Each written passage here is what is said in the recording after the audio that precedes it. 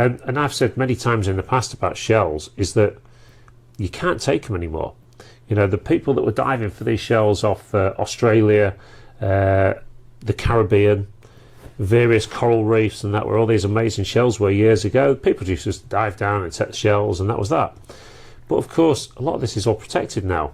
Of course, I don't think anyone can think back to the 1970s or even the early 80s and not know somebody in the house that didn't have shells somewhere. The people would have shells as ornaments, wouldn't they? You used to be able to buy them in the gift shops on the seafront, didn't you? Yeah.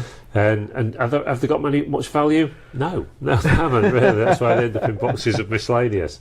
But those shells that came in this last week, as soon as, it's interesting because the lady said to us when she brought a first load in from a property she'd been clearing, she said, "Oh, I've got a load of shells, I don't know what to do with them."